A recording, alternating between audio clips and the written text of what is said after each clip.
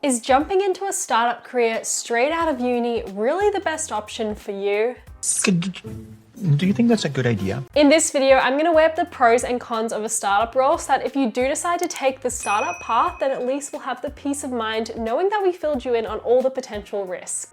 Hi there, I'm Emily from Grad Australia, and we help Australian students kickstart their early career by giving them access to the largest amounts of internships, graduate jobs, and volunteer opportunities in Australia. And yes, startup jobs are also included in there. Although it seems like getting into a future unicorn startup is a really sexy thing to have on your resume, there's actually a lot of hard work involved in that, as well as high stakes because it's a competitive and ever-changing industry. Let's start off by talking about early stage startups, and we'll have a chat about the pros. The first thing is hats. And what do I mean by hats? Well, in a startup, you're really gonna have to wear so many hats. So that means different roles. We can be anyone. So you're really gonna get exposure to so many different areas of the business, and you're gonna expand your skills really fast. Another thing is that in a small company, your work is highly visible. So anything that you do, you can really directly see the impact, but that also means that your screw-ups are visible just as much as your wins are visible. Just be careful. Everyone's watching you now. The third pro is impatient. So what do I mean by that? Well, at a startup, you're gonna get given opportunities that would usually take years to come to you at a larger corporation.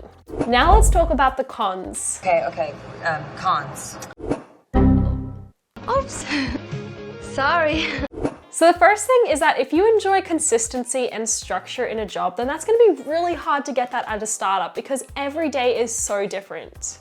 The other thing is risk, and it's a scary word to say, but it's very true in startups. So if a key client or an investor pulls out, it could result in the company folding, which could mean you could be out of a job. There are always going to be risks. The last con is that you might actually trade off for a lower salary in exchange for equity, but that equity could be worth nothing if the company never amounts to anything. So that was early stage startups, so now let's talk about mid-stage startups. So once young startups have made some key investors, they can sort of pause for a breath because they've made it through startup limbo and they've lived to tell the tale. I've got a big project coming up. So now it's time for them to ramp it up. They need to ramp up their production, clients, and revenues. More work means that they need more talent, so this is really exciting because the startup needs to grow, but with growth can also come pitfalls. More work and more responsibility. So here are the main pros and cons you want to consider before working at a mid-stage startup. Let's talk about the pros first.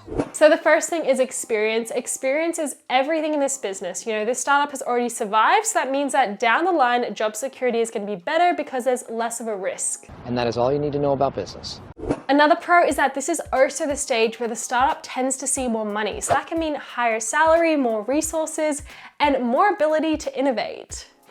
Lastly, if you're itching to try something new, then this is perfect because a growing startup means new roles and new teams created to handle diversified workloads. So this is perfect if you want to switch lanes and get into a different role. Okay, so let's talk about the downsides. The first one is that risk is still very much prevalent. For example, a company might want to acquire yours like Facebook did to Instagram, or your company might want to acquire a smaller business. So that means there's probably going to be a duplication of roles, which could mean that yours could be made redundant. The risk will be different to what it's like at a brand new startup, but it's still very much prevalent. Imagine working for a 20-person company one day, and then within a year, that increases tenfold, and you end up having 180 other coworkers. And it's a growing business. You suddenly have 180 new colleagues to know, and the business suddenly has 180 salaries to pay. How much do I have to pay? What could go wrong? Well, if it's not handled by senior management properly, then this could be the end of a great startup. The last pro is that larger companies often need more structure, which could really impact the way you like to work. From having a sudden degree of autonomy in your work, you might suddenly feel that you're being micromanaged. For some, this could be a relief, but for some, this could be really frustrating. So if you're a fresh grad out of uni, or you're about to graduate uni and you're interested in the startup path, then there's definitely a bunch of benefits, but there's also a bunch of cons. Well, it has its pros and cons. So whether it's an early or mid-stage startup, just make sure that you're aware of the risk before joining.